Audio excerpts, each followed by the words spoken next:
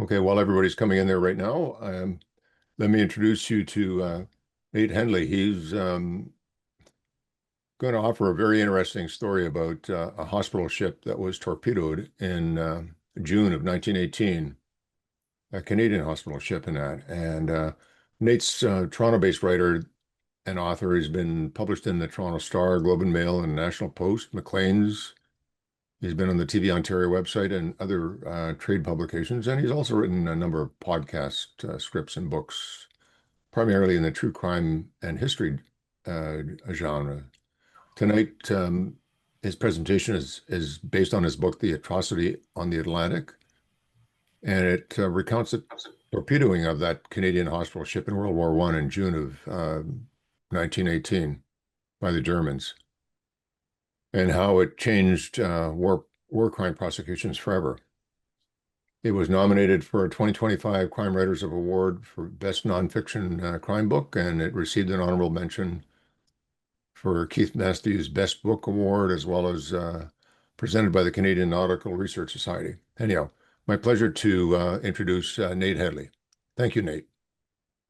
Thank you, Ed, and thank you very much for having me and listening to this very important and little-known topic. As mentioned, my name is Nate Hedley. I am a Toronto-based journalist. The book I'll be discussing tonight is Atrocity on the Atlantic, which tells the true tragic story of a Canadian hospital ship torpedoed by a German U-boat or submarine in World War I.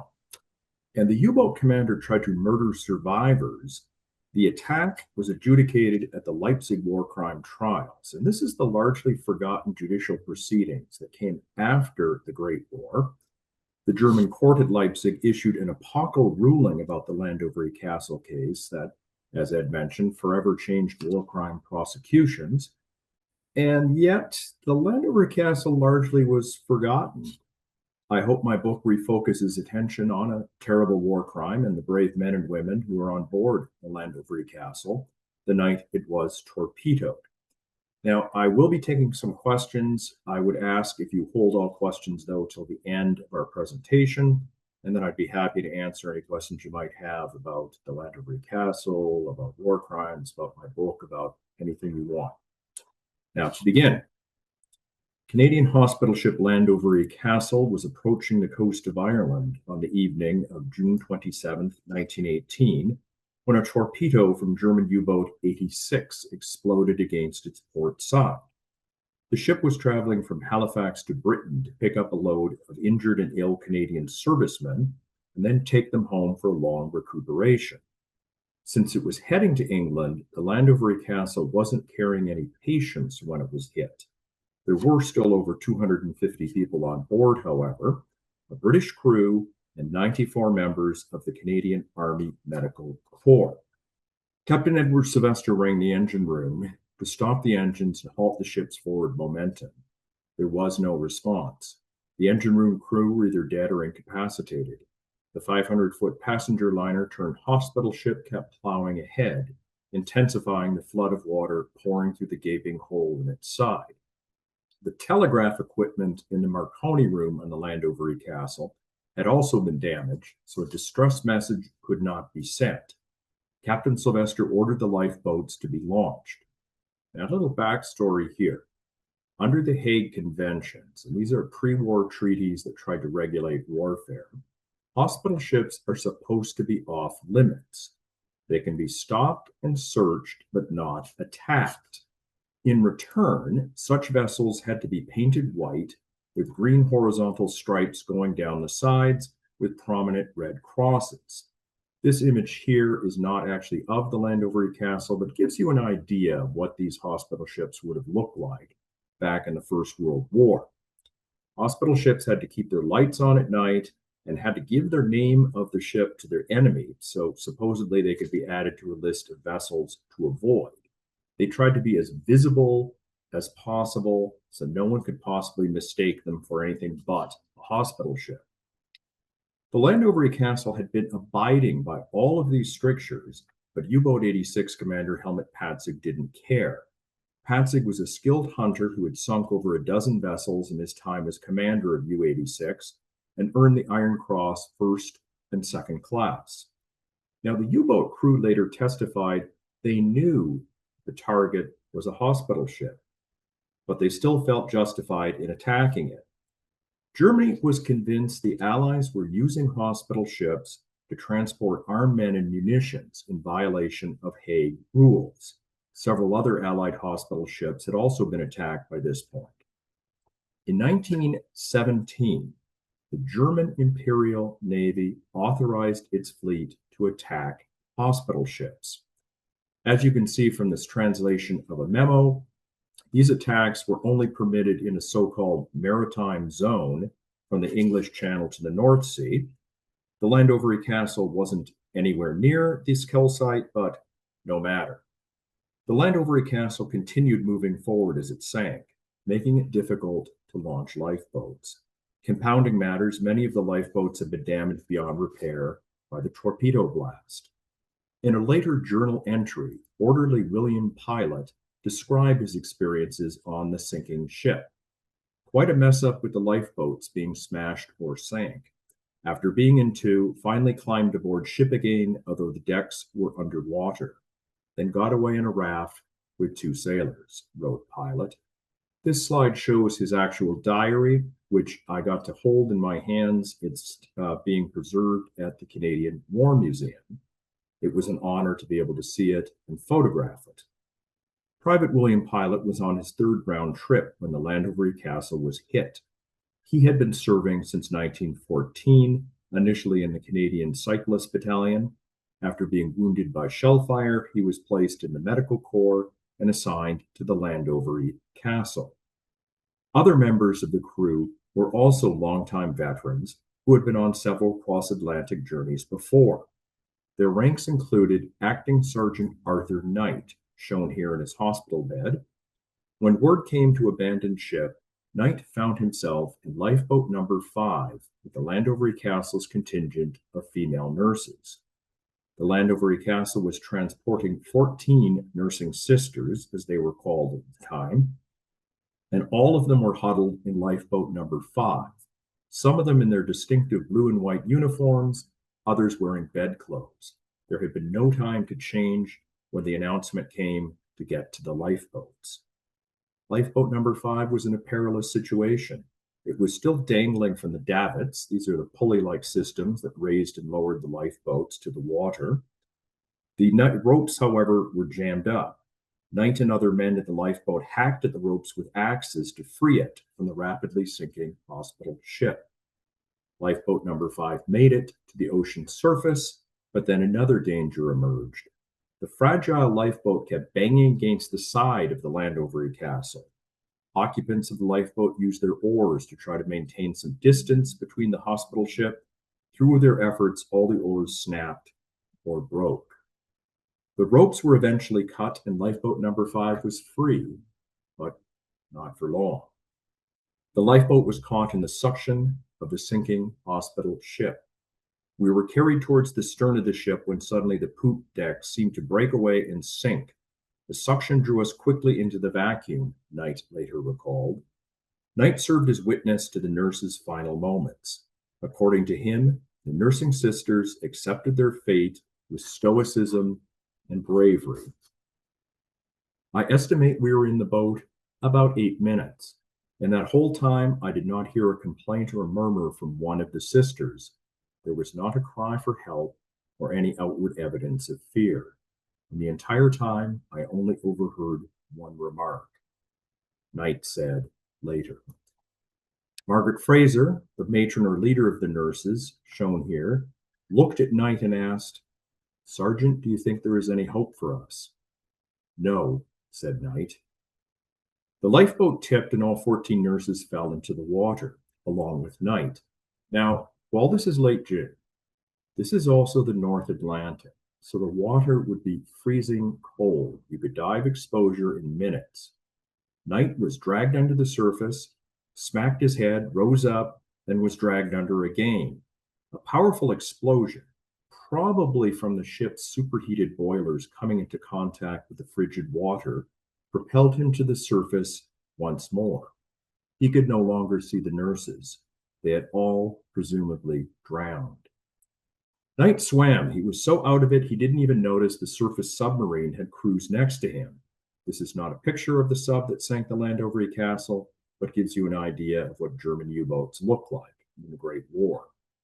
It was then pitch dark, and I heard an order in good but slightly accented English to come alongside of what proved to be a submarine. I scrambled aboard the submarine. 7 or 8 German sailors gathered around him that tossed him back into the freezing water, and the U-boat cruised on, approaching a lifeboat. The English-speaking crewman ordered survivors onto the subdeck, one at a time, to be interrogated. Major Thomas Lyon of the Medical Corps tried to leap from the lifeboat to the subdeck, but a German sailor grabbed him, threw him down, breaking his foot in the process. His captors gave him no time to recover as they barraged him with questions. "You are an American flight officer," said an English-speaking submariner. "No, we never carried anything but patients," replied the startled major. Lyon was eventually released, and other survivors were interrogated, and all of them said the same thing. The Landovery Castle wasn't transporting any armed men or any munitions. After more futile questioning, Patzig conceded that the Landovery Castle hadn't been doing anything wrong. He couldn't justify the sinking, which placed him in violation of the Hague Convention. Patzig ended the interrogations and ordered most of his men below deck. With the help of 2 gunners, Ludwig Dithmar and John Bolt, Patzig directed a gunner to shell the Landovery Castle survivors in their lifeboats. With a 10.5 centimeter deck cannon, he sprayed the boats with shell fire. This is a close-up from an American propaganda poster that gives a slightly exaggerated view of what had happened. In reality, the U-boat would be farther away from the lifeboat. And as you can see, there are women in this lifeboat in the drawing. And we know actually at this point, the 14 female nurses probably had drowned. Patzig was attempting to kill all witnesses to his war crime, but he didn't succeed. A single lifeboat with 6 Canadian medical personnel and 18 British crew members escaped the massacre. Their ranks included Major Lyon, Captain Sylvester, and Arthur Knight and William Pilot, and both Knight and Pilot had actually been plucked out of the water. The men in the lifeboat observed the shelling as they fled with sails and an oar. I can recall at least 12 shots, presumably in the area where the lifeboats and survivors were supposed to be. One shell came very close to our own boat, Lyon later stated. Captain Sylvester guided the tiny craft towards the coast of Ireland. Now, the lifeboat was fitted with rations and water for 50 men, but those on board ate and drank sparingly because they had no idea how long they might be on the open ocean. Flashlights provided a bit of illumination during dark evenings. Survivors still had to endure cold weather, however. Men who had spent time in the freezing ocean shivered in wet clothing. After 2 days at sea, the lifeboat was rescued by a British destroyer. The men were taken on board, fed, warmed, clothed, and then taken to Plymouth, England. Several of them ended up in hospital being treated for exposure. U-boat 86 continued on its journey home. It sank an American troop transport and had a close encounter with a sea mine that damaged the sub. And some superstitious crew members took this as a sign of God's wrath for attacking a lifeboat, attacking the lifeboats, and attacking a hospital ship. At some point on the return voyage, Captain Patzig, shown here, gathered his men in the control room and ordered them to silence. "Whatever has happened, I take on my conscience before God, and I want you to say nothing about it," he stated. Back at his base, Patzig wrote down the details of his patrol in his war diary. He listed the names of the ships he sank and their estimated tonnage. You can actually see the ship names on the third to the left column. Now you notice there's one name missing from this chart, and that is the Landovery Castle. There's no mention of the Landovery Castle at all in his war diary. Patzig even draws a fake sea chart, and this is supposed to show the direction of where his submarine went on patrol. He makes it look like he didn't go anywhere near the Landovery Castle ambush site. Patzig's attempt to cover his tracks failed dismally.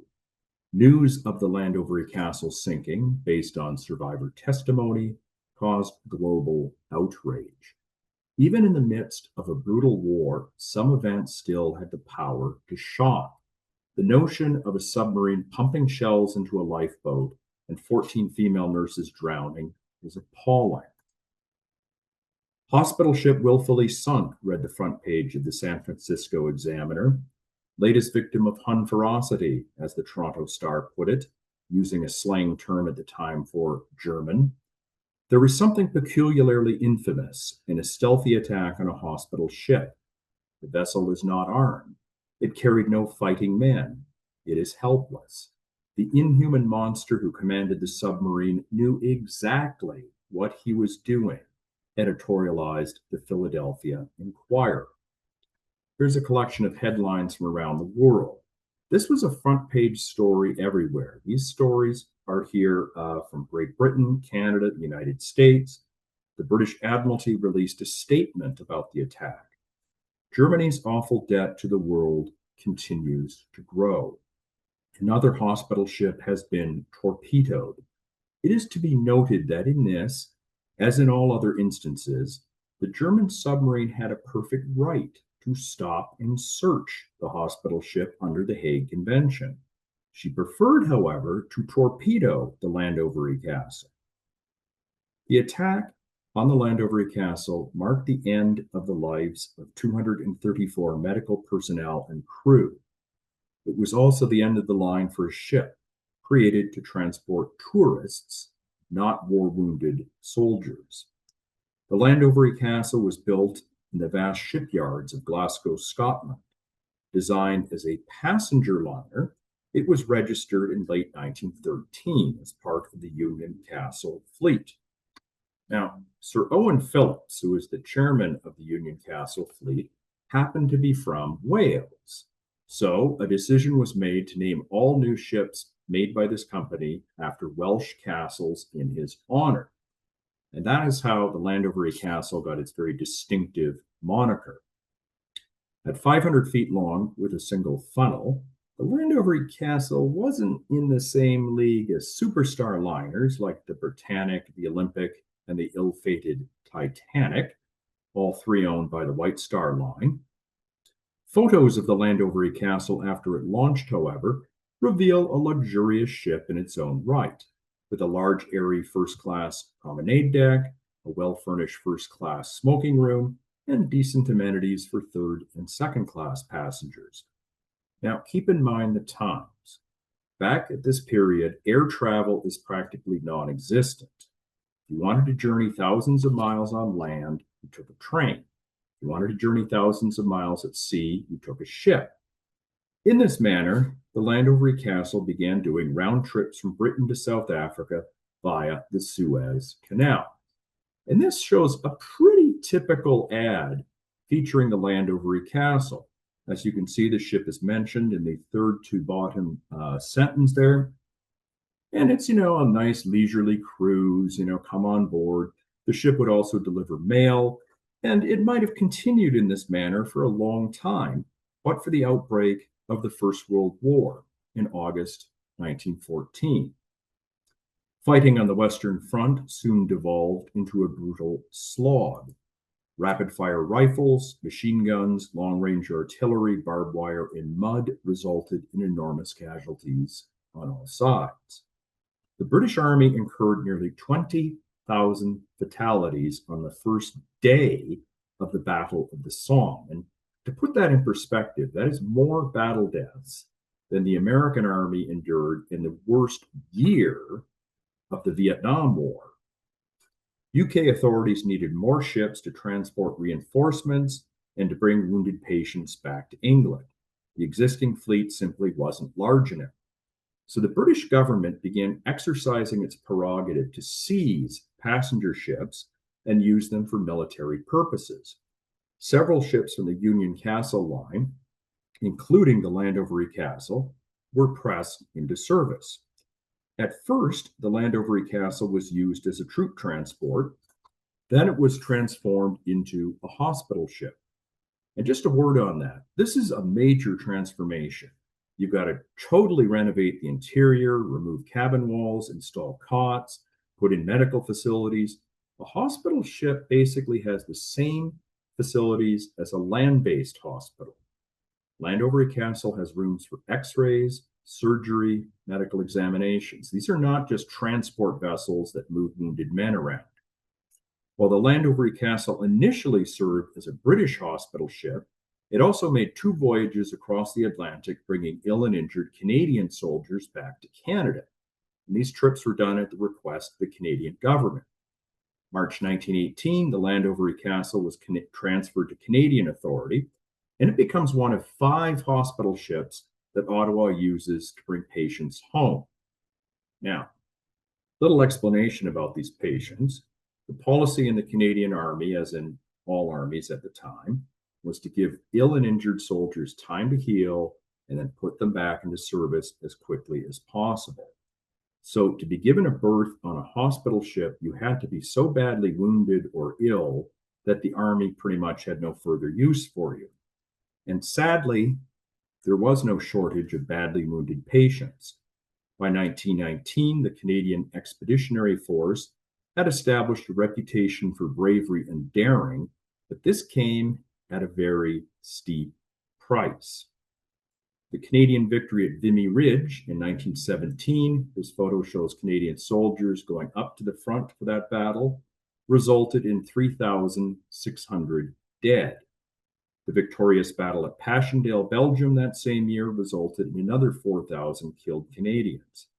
These are just fatalities. These battles also produced countless injured men. On its last voyage to Canada, June 1918, the Landovery Castle transported 644 patients, and over half of these patients had lost a limb. 27 were listed as stretcher cases, meaning they're so badly wounded they couldn't actually walk on their own. 14 had tuberculosis, and 37 patients were psychiatric casualties, minds and nerves ground down by the endless slaughter. Psychiatric patients are listed, by the way, on a separate memo, in case you're wondering.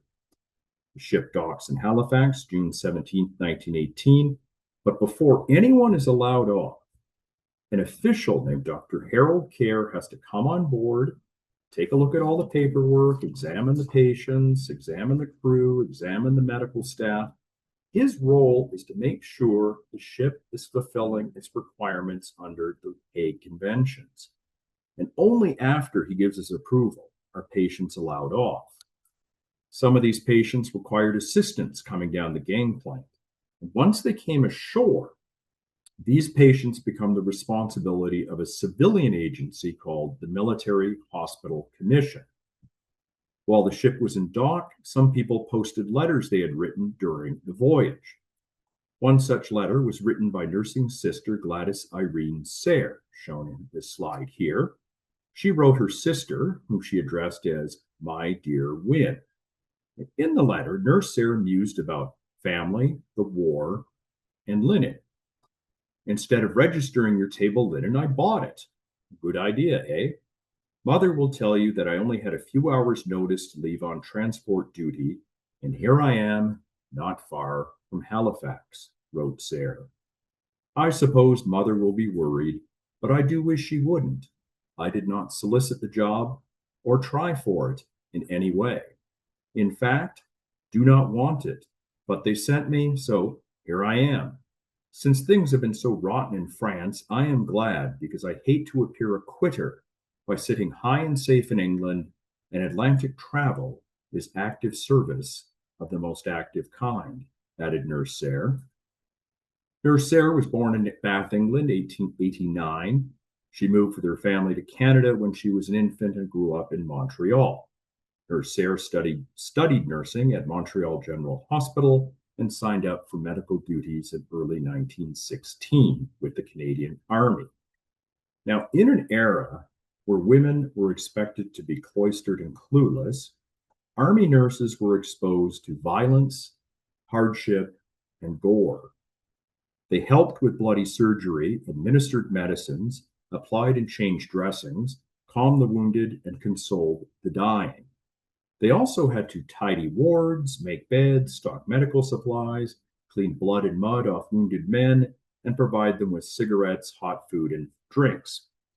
Nursing sisters had to remain unmarried and adhere to a very strict code of behavior. But being around patients, they're exposed to all the common diseases of the era. In England, for example, Nurse Sayre contracts diphtheria, then a potentially fatal illness. She recovered, then served in various postings, and then was assigned to the Landovery Castle. In return for their devotion and duty, nursing sisters enjoyed a privileged status. They had the equivalent military rank of lieutenant and the right to vote. The Wartime Elections Act of 1917 gave the franchise to all women serving in the armed forces, and the right to vote in federal elections wouldn't be extended to all Canadian women till 1918. Lieutenant Colonel Thomas MacDonald, pictured here, was in charge of all Canadian medical personnel on the Landovery Castle. Born in Nova Scotia, 1877, MacDonald had spent his pre-war years as both a doctor and a member of the Canadian militia. He joined the Medical Corps in 1916, served in various postings. MacDonald was appointed to the Landovery Castle shortly before Canada chartered the ship. Underneath MacDonald was a hierarchy of officers, surgeons, nurses, and orderlies. And these officers included Thomas Lyon.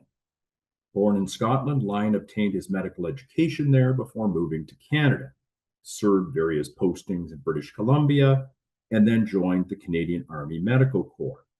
He worked as commanding officer of the Canadian Convalescent Hospital in Kent. Then he's transferred to Salonika, Greece. And this is a pretty tough posting. You've got brackish water, intense heat, swarms of insects, rampant disease. Like many of his colleagues, Lyon became ill. First he had dysentery, then pneumonia. This card is from his medical file. May 1917, an ailing Lyon is sent to the island of Malta on a hospital ship called the Dover Castle. And the Dover Castle drops him off in Malta, picks up new patients, takes off, and then is torpedoed off Algeria by a German U-boat. Safe in Malta, Lyon slowly recovers, then returns to England unscathed. He joins the Landovery Castle medical staff in 1918. As a hospital ship, the Landovery Castle served its purpose well. An inspection report said the ship's X-ray department was well equipped and its equipment was in excellent condition. The ship's operating room was fully equipped to deal with ordinary surgical cases. Drums of dressings were sterilized, all equipment was polished and greased to prevent rusting. But what was life like for patients on board the Landovery Castle? And for some insights, we have the musings of James Wilfred Hearn, who edited a patient newsletter published while the ship was ocean bound. Hailing from Nova Scotia, Hearn joined the Canadian Expeditionary Force in 1914. He served in the artillery and then was badly wounded. And the wound was serious enough to take him permanently out of the war. During an examination, doctors determined a, quote, large foreign body lay against his aorta. The doctor who filled out the report said Hearn should be, quote, invalided to Canada, which is how he ended up on the Landovery Castle. Excerpts of the patient newsletter were later published in Ottawa. In these excerpts, Hearn seemed pretty pleased with his accommodations. I would like, through the medium of publicity, to voice on behalf of patients on board our sincere and most heartfelt appreciation of the kindness shown to us by the officer commanding troops, medical officers, matron, nursing sisters, and personnel without a single exception, wrote Hearn. Now, while Hearn doesn't say, he might have been entertained during the nearly week-long voyage by orderly William Jackson. Jackson joined the Medical Corps in September 1914, and he came from a musical family. His father had actually established the first orchestra in the city of Saskatoon, and his son picked up the clarinet, which he's holding in this slide. Apparently, William Jackson was pretty good. He won some competitions for his musical skill. After several postings, Jackson is told to report to the Landovery Castle. And evidently, he didn't bother mentioning this to his parents because the Saskatoon Daily Star ran the following article in May 1918. Mr. and Mrs. John Jackson have received word of their son, William Jackson, who is now in active service, through P.H. Monroe. Mr. Monroe says Mr. Jackson is now serving on a ship and he attended 2 concerts at which he played. That ship was the Landovery Castle, and after a few days in port, the crew and medical personnel returned to prepare for another voyage to Britain. And at this point, the ship is inspected a second time by Dr. Kerr, and only then is it allowed to leave. And it leaves Halifax June 20th, 1918. The journey was pleasant at first. The ocean was calm, and the ship didn't run into any storms. Ideal summer weather prevailed. All went well and uneventfully until Thursday evening, June 27th. Read a subsequent government report. In the days after the sinking became public knowledge, politicians tried to outdo each other with heated rhetoric. At a July 4th event in London, 2 future prime ministers issued blood-curdling warnings. This war has become a conflict of Christian civilization with scientific barbarism. One system or the other must decisively prevail. Germany must be beaten, must know, must feel she is beaten. Her defeat must be expressed in terms of facts, which will deter others from emulating her crimes, stated Winston Churchill, then the UK Minister for Munitions. Up next, Arthur Meighen said he agreed with Churchill and added, "It is better that the world should perish than that those murderers should live." For his part, Prime Minister Robert Borden decried the sinking of our hospital ships and murder of our nurses and doctors.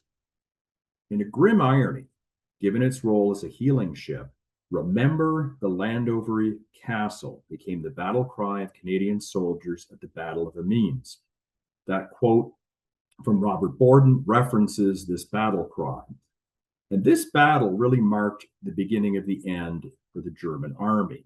It led to an armistice in November, followed by the Treaty of Versailles in 1919.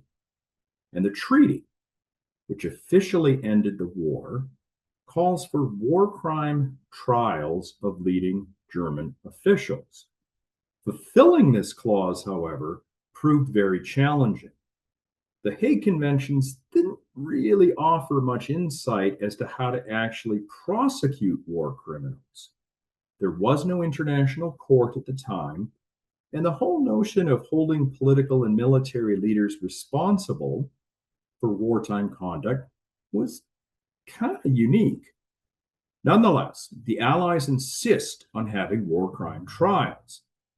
Problem: the post-war government in Berlin is beset by terrorists on both the left and the right, and they are very wary of handing over their citizens for trial before Allied tribunals. So the German government comes up with a compromise. We can host the war crime trials before the German Supreme Court in Leipzig.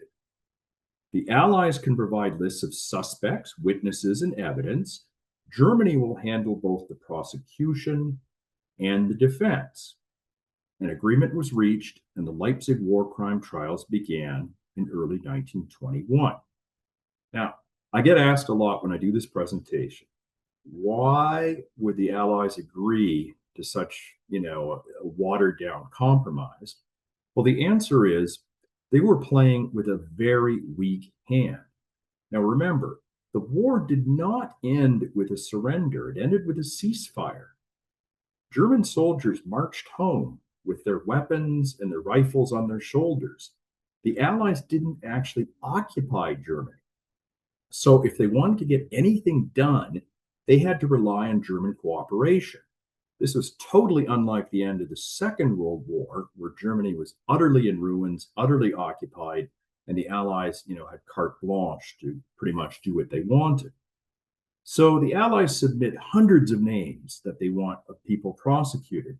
And this keeps getting whittled down and whittled down and whittled down during negotiations. And finally, less than 20 cases are heard at Leipzig. Now, in case you're wondering, just as an aside, the United States, which had entered the war with such gusto, had very little interest in these trials and didn't really participate. One of the few trials that really stuck out involved the Landovery Castle. The Allies wanted to put Captain Patzig on trial, but German authorities couldn't track him down. After the war, Patzig absconded to his home city of Danzig, which is now a quote-unquote free city administered by the League of Nations under the Treaty of Versailles. It's kind of a complicated post-war order, but basically it means that neither the Allies or the Germans can arrest this guy. So Germany's under a lot of pressure to do something. So what they do is they arrest the two lieutenants, John Bolt, Ludwig Dithmar. Remember, these are the two men who helped the captain shell the lifeboats. They arrest these guys, hurriedly build a case around them. When their trial opens, July 12, 1921, the lieutenants are unrepentant. I obeyed my commander. His orders were law.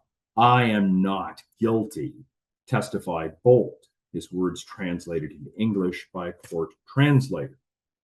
Crew members from the U-boat 86 testified that, yeah, we knew that the Landovery Castle was a hospital ship, but they trotted out the convenient lie that such ships carried armed soldiers and munitions. Now, this is a photograph of the interior of the German Supreme Court during the war crime proceedings. And as you can see in this picture, the judges sat around a horseshoe-shaped table, and witnesses would stand in front of them to give their testimony. And this testimony would be translated either into English or German, depending who was speaking. And what this picture doesn't show is the room would also be filled with reporters, because this was a major, major story at the time. And it'd also be filled with a lot of spectators. A lot of Germans came out to watch this trial, and they were very vocal in showing their support of the accused. As far as they were concerned, this was a kangaroo court, and no justice was being served. Several Landovery Castle survivors testified for the prosecution. Captain Sylvester had died of heart failure, but Major Lyon was available. Problem: Bolt and Dithmar's trial had been arranged so hastily that Major Lyon only has a few days to rush from his home to get to Leipzig, and he happens to live in Vancouver, BC. So he's got a journey of 7,000 miles by train, ship, and other means. When Lyon, pictured here on his hospital bed, finally arrives in Leipzig, he, quote, furnished the sensation of the trial by immediately abusing the infamous and cowardly methods used by the submarine commander. He vehemently attacked Captain Patzig for the sinking of the helpless ship, wrote the Vancouver Sun. And Lyon testifies that the Landovery Castle was following all the Hague rules and was unarmed. His testimony clearly hit a nerve. He speaks without a trace of emotion. Lyon finishes his evidence, and there is deep silence throughout the court, wrote The Guardian.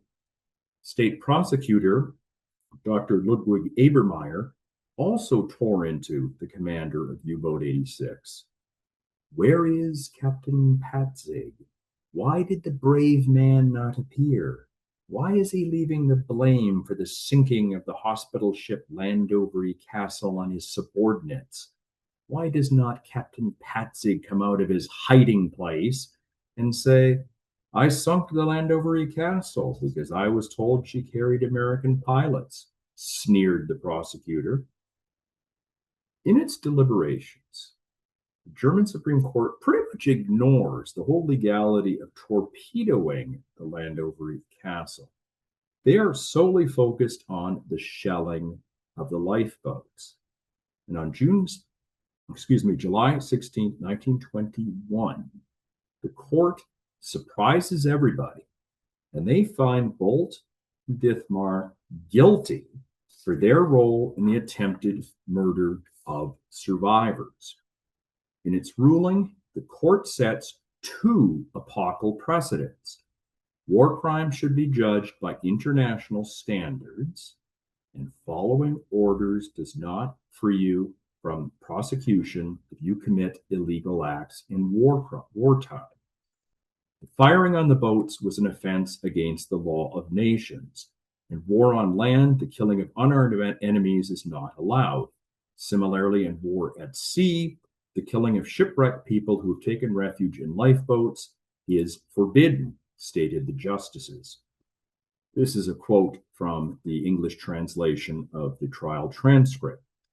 While Patzig directed the shelling, his actions do not free the accused from guilt.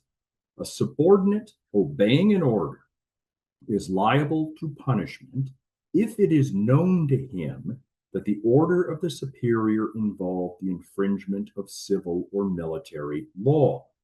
It is perfectly clear to the accused that shelling people in lifeboats could be nothing but a breach of the law. Bolt and Dithmar were sentenced to 4 years apiece, but quickly escaped from jail with the help of supporters. Due in part to this dismal outcome, the Leipzig trials were largely regarded as a big failure. Now, keep in mind, this is the 1920s, and the Canadian public is really ready to move on. Nearly 66,000 soldiers from Canada and Newfoundland had died in the Great War, and almost all of them were young men or even mere boys. Countless others have been horribly injured. Remembrance became somewhat ritualistic, with a focus on a handful of clear-cut victories like Vimy Ridge and Passchendaele. By contrast, there seemed little glory or gain for the Landovery Castle sinking. Tragedy overload plays another reason why the Landovery Castle was forgotten. The human psyche can only process so much horror. The atomic bombing of Hiroshima and Nagasaki is well remembered, while the equally devastating firebombing of Tokyo by conventional planes is not. In Canada, the bloody Battle of Dieppe is the subject of countless books, articles, documentaries, and films. The slaughter of Canadian troops in Hong Kong has largely been overlooked. In a similar fashion, the Halifax explosion, which led to an outpouring of assistance, became the wartime tragedy commemorated by Canadians, not the Landovery Castle. This is not to denigrate the Halifax explosion at all, but merely to point out a historic fact. Timing and cynicism also contributed to the growing cultural amnesia.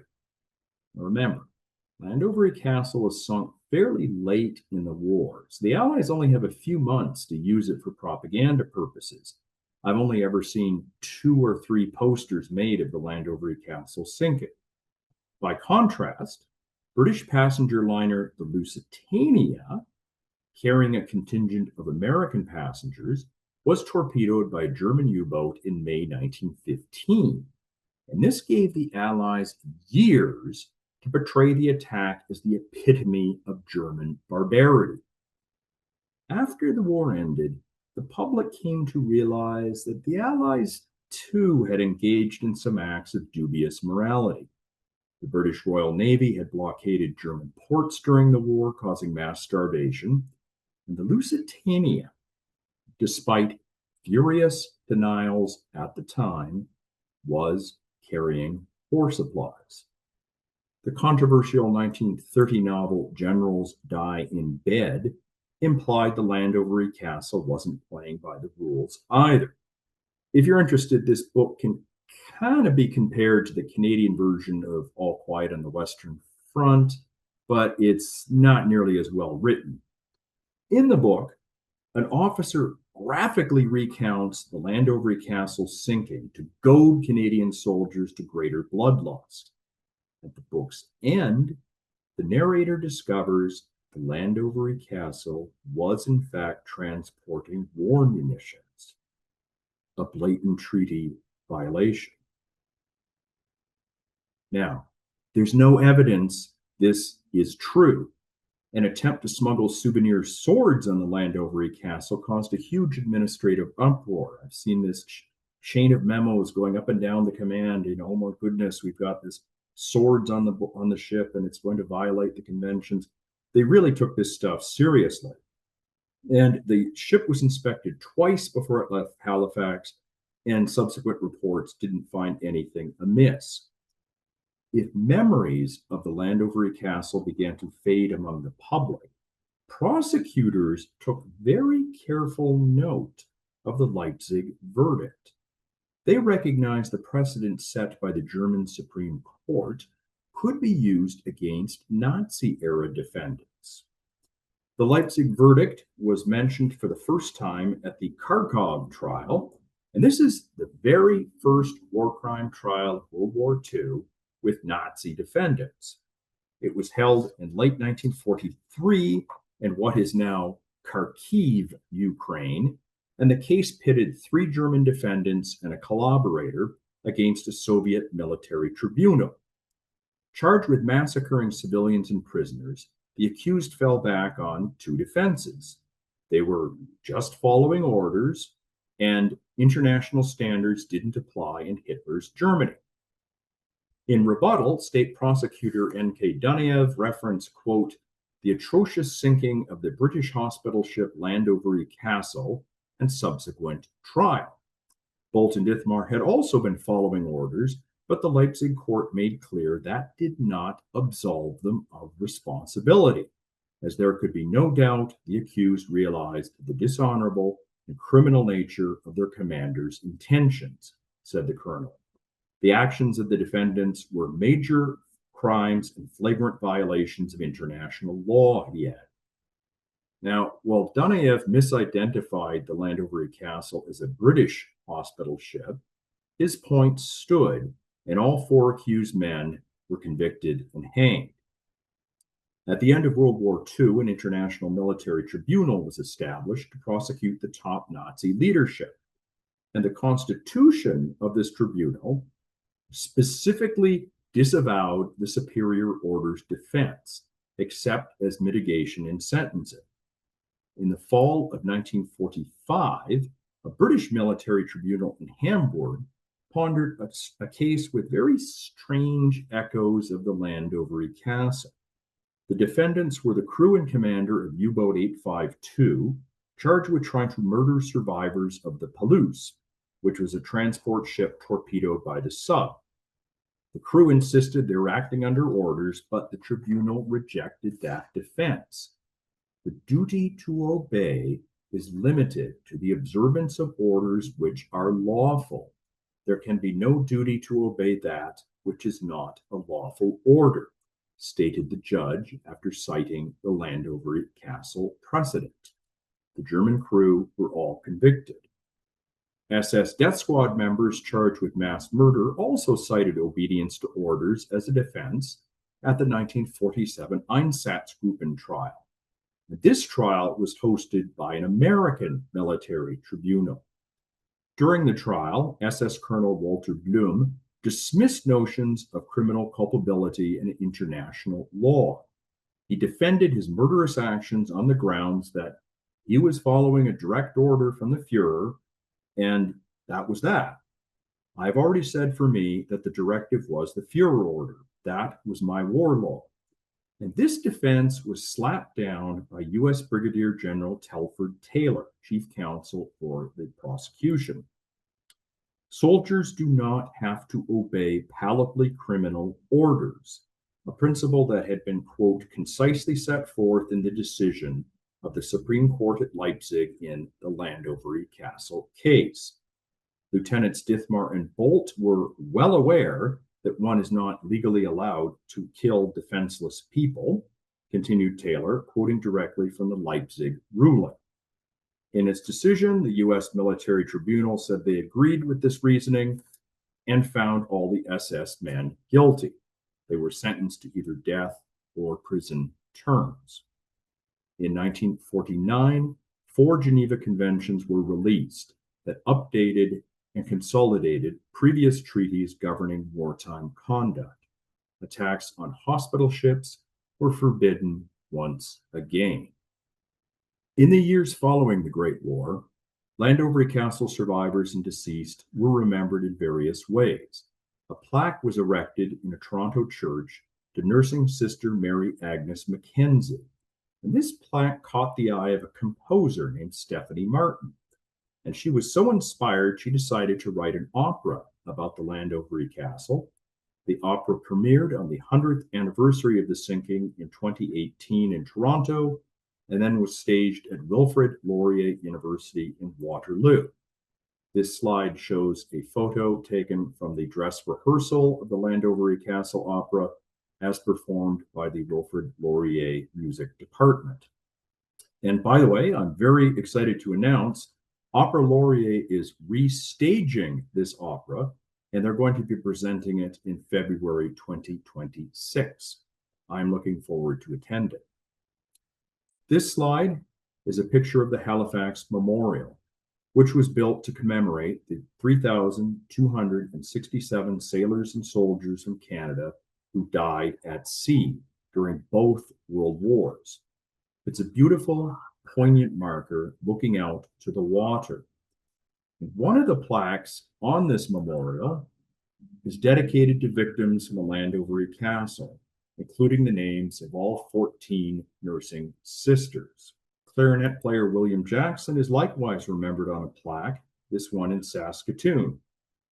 It was erected in the early 1920s and reads, "Perished Landovery Castle, age 29, honored by mother." Thomas Lyon, for his part, opened a medical practice in Victoria, BC. He retired before the Second World War and moved to Great Britain. He died in 1948 without having married. Arthur Knight moved to London, Ontario after the war. He later married, had children, and moved to British Columbia. His grandson, who I had the honor of interviewing, recalls Sergeant Knight as a kind, quiet-spoken man. His grandson, Dave Sales, knew his grandfather had served in the Great War, but was unfamiliar with the specifics of his actions. He didn't talk a lot. We never talked about his experiences in the war. It was never brought up when I was a child, states Sales today. Sales is convinced his grandfather suffered from wartime trauma for decades. I think at the end of his life, he had some form of what I think was dementia. I'm only guessing. I was 11. No one said it was dementia, but he was in hospital and the man in the bed next to him spoke German, and he was having a lot of flashbacks to when he was in the military, recalls Sales. Arthur Knight died in December 1966 at age 80. U-boat 86 Commander Helmut Patzig flourished after the Great War. He was never prosecuted for his crime, and he rejoined the German Navy during World War II, where he primarily served as a trainer. He died in Germany in 1984. The precedents set at Leipzig continue to have a powerful influence. These principles help shape the legal foundation of the International Criminal Court, established in 2002 to prosecute war criminals from around the world. The court rejects the superior order's defense and views war crimes as violations of internationally accepted norms and law. It might have been some solace to the brave men and women on the Landovery Castle that their fate would lead to the universal legal axiom that people who commit war crimes should be held responsible for their actions. My book, Atrocity on the Atlantic, is available at Indigo and Barnes & Noble, Amazon, and retailers. And my website, natehedley.ca, offers more information about my books and background.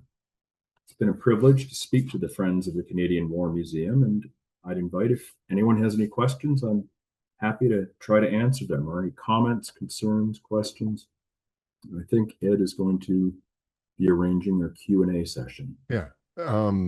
I'd ask if you have any questions, please send them forward either via text or raise your hand using the Zoom raise a hand, and we'll unmute you then. Well, let me ask the first question here, Sure, of Nate, course. just to sort of get the ball rolling here. I'm dumbfounded that the captain, who was the instigator of all of this, was never prosecuted Nope. in court.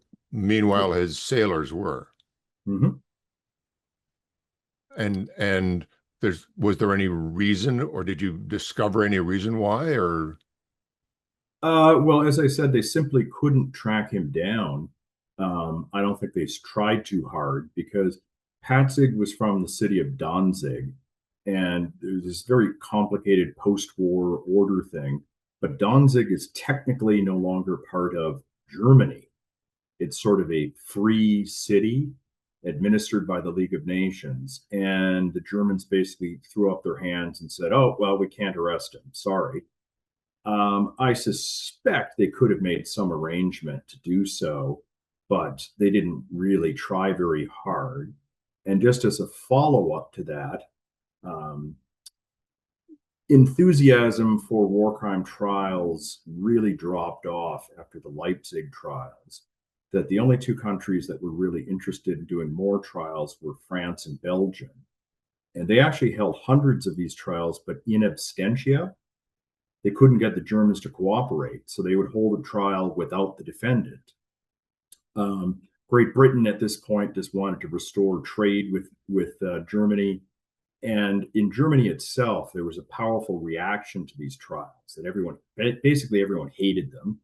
And when the Nazis came to office, they just said, that's it, no more war crime trials. And along the way, they tossed out the verdicts against Bolt and Dithmar. They were eventually acquitted, and were told that they didn't really commit any real crime. So the punishments, the legalistic punishments, were pretty light. So what the trials did was more establish a framework for future war crime prosecutions. I think we have a couple things in chat here. Yes, it's not a question, but I'll just mention that Linda Colwell, the president of the Friends of the Canadian War Museum, says great presentation, and I would certainly agree with that. That was absolutely Thank you very fascinating. much. Thank you. Yeah, like I said, I was privileged to be able to speak to you guys, and I think we have a question here from John. I see a hand up. Yeah, that was very good, Nate. Thank you very much. Thank you. I knew the story, and you've added a lot to it.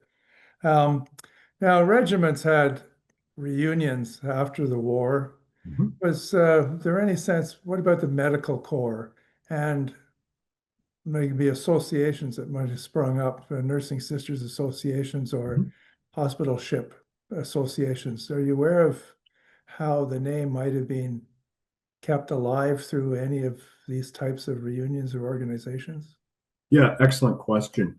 I mentioned in my book there were some like monuments and statues erected after the war, primarily instead of focusing just on the Landovery Castle, it would be like for all the nurses killed in the war, and it would mention the Landovery Castle.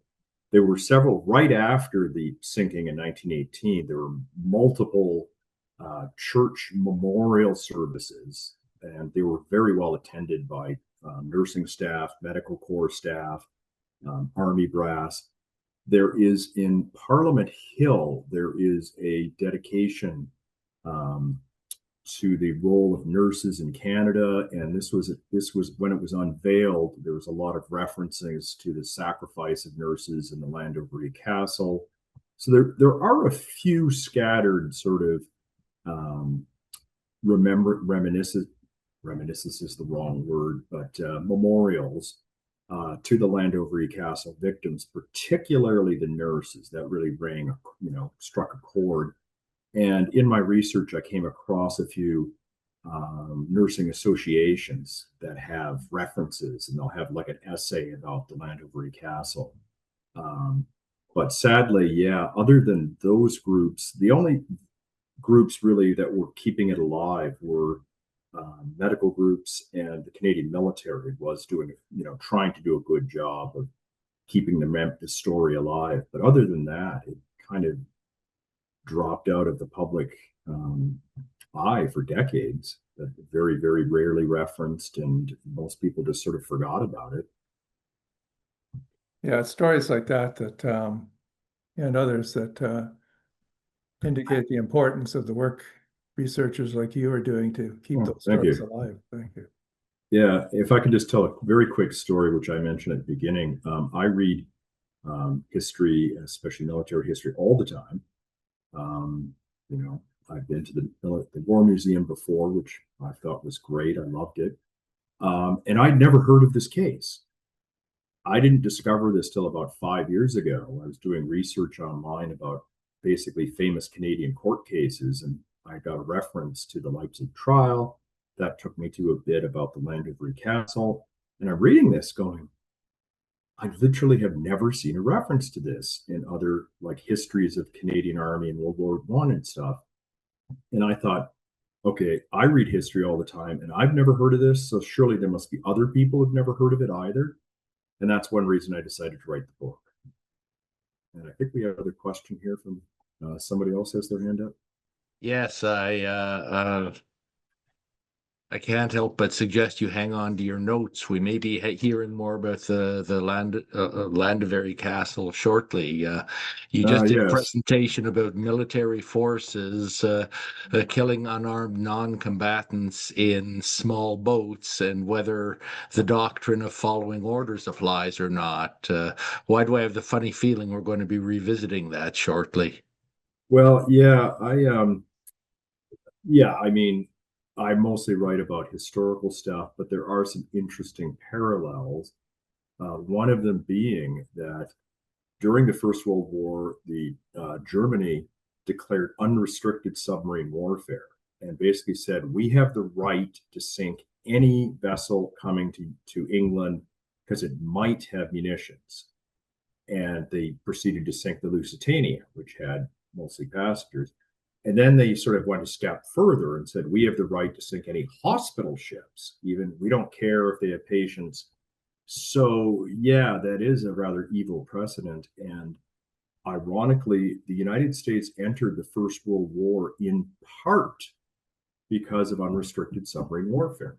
President Woodrow Wilson specifically cited this in his address to Congress when he talked about why America was declaring war on Germany.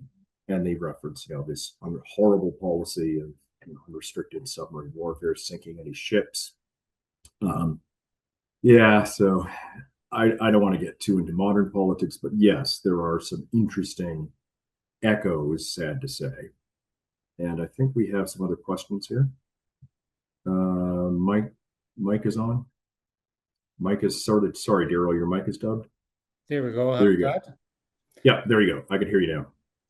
Yes, Nate, just I guess to give you another example of the scattered examples, I'm a retired high school history teacher here in the Ottawa area.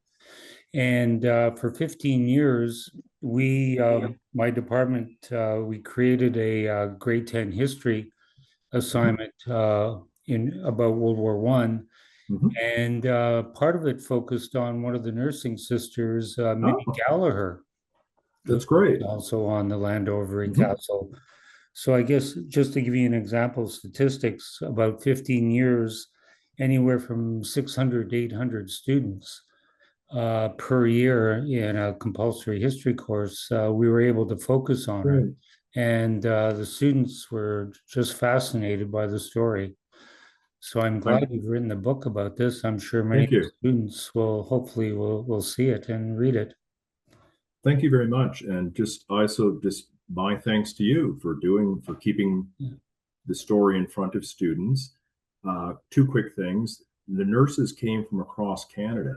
That was one of the fascinating things I discovered. Like almost every province was represented. I interviewed descendants of another one of the survivors, and they told me that their daughter had done a presentation about similar to what you were just saying, that she had to do a school presentation. So she picked this, I can't remember if it was like a great great aunt or great great grandmother. Well, it must have been a great great aunt because the nurses weren't married. And she did a presentation on it. So grade 10. So yeah, it is. There is some hope that young kids are learning about this, and I salute your efforts. It's terrific. I'm really pleased to hear that. Thank you. Thank you. I think we have Yvonne. Yes, yes. When you say they came from across the country, here in Victoria, we have one, Christina Campbell. Yep. Who is at the top of that list, that Yep. memorial that you showed. I came across her. I do historical walking tours in one of our heritage cemeteries, and every October I do a women's history tour for Canada's Women's History Month. And I was looking for information about various women buried in this heritage cemetery, and I came across a story about a woman who was donating a bed and a plaque to our local hospital in memory of her sister-in-law, Christina Campbell, who had gone down on the Landovery Castle. So I mentioned this to one of our members, who was a nurse from that hospital, who had graduated from that nursing school, and also was a member of the archives there. And she said, "Oh, I'll check and see if we have that plaque still, if it's somewhere in the hospital." And it took a couple of years, but they were clearing out an old storage room, and they found the plaque. Oh my! Okay, yes, great. To Christina Campbell, so it's in the nursing archives now. Well, so she is commemorated locally. I'm glad to hear. Not in a public place, unfortunately, but it is in the archives. Sure. Well, if ever you have a photo of that, I'd be happy to see that. That's fantastic. Oh, I do have a photo. I can send that to you. Absolutely, that would be great.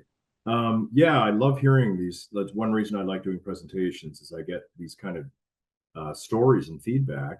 And I had a guy approach me at a presentation who said again, I'm not sure if it was great, but a far distant, relative from over 100 years ago, had been in the medical corps, had actually served on the Landovery Castle, but was not on the ship when it was torpedoed. A lot of these people would be rotated from ship to ship, and he did like one voyage or something, and then was on another ship when Landovery Castle went down. So yeah, wow, thank you for your feedback. That's fantastic. Ed, I see you popped up again. Okay, we have a question. Mike, you have to unmute your mic. Unmute your mic, Mike. So, okay. Nate, go ahead, sir. I can mention about a year ago, there was a story in the Toronto Star about war bonds, victory bonds that were made available to help pay for the war activity in both World War I and World War II. And in World War II era, there was a specific victory bond. I'm looking at a small picture of it right now. There was a specific victory bond poster showing a submarine going away from a soldier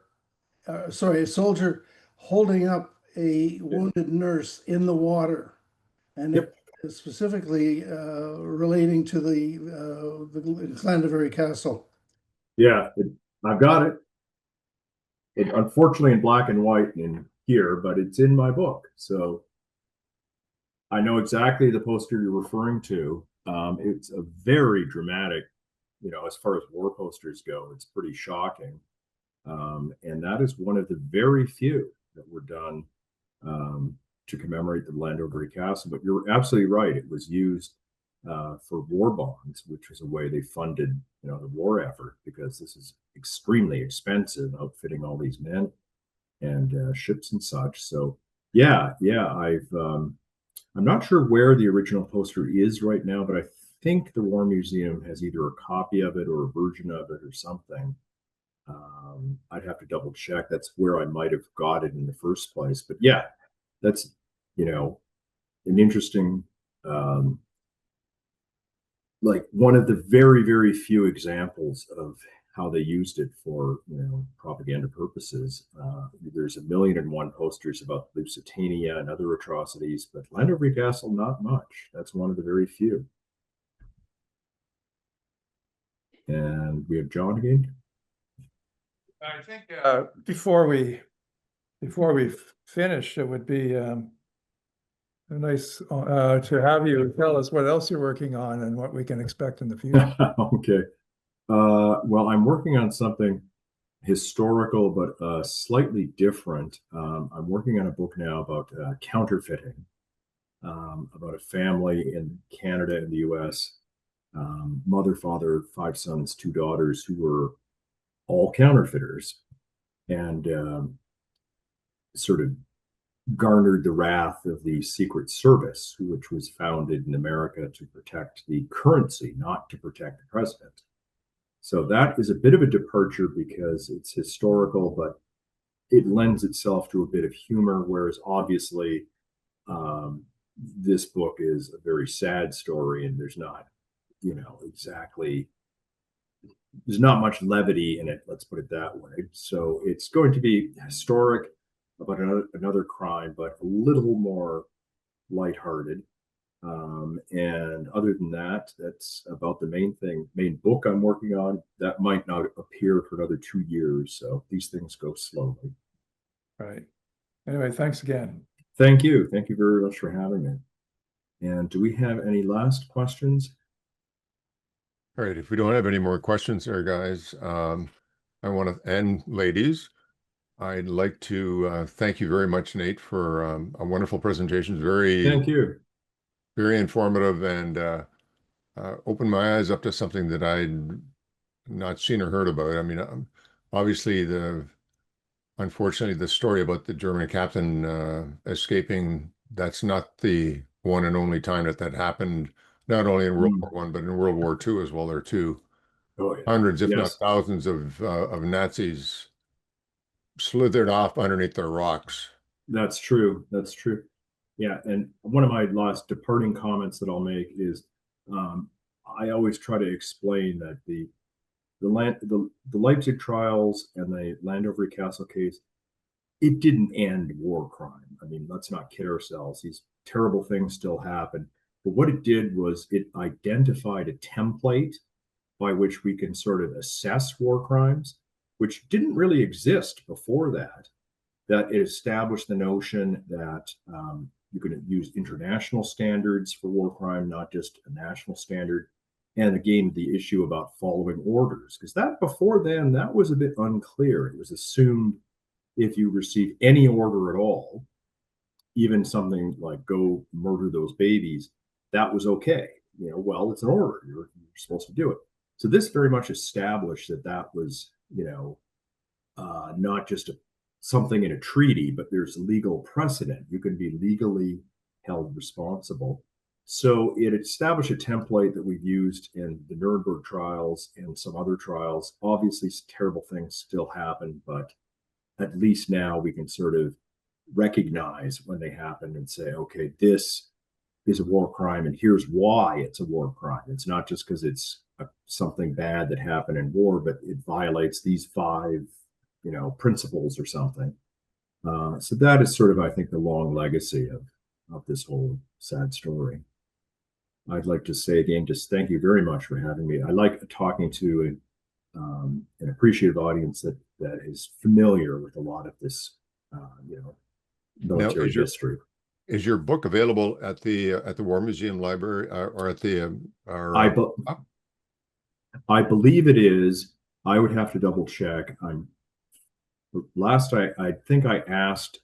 It was published by Dundee Press, and I asked them to make it available at the Canadian War Museum. I believe they said it was. I haven't been to Ottawa for a while to check. But if not there, like I said, it's also at Indigo, Amazon, and all the various retailers and such. Well, wonderful. Thank you very Thank much you. again there, Nate. And I'll Thank you. Thank thanks you. all for participating tonight to all of our friends of the War Museum as well too. And pass it on to your friends. Thank you very much. Good night, everybody. All right, good night.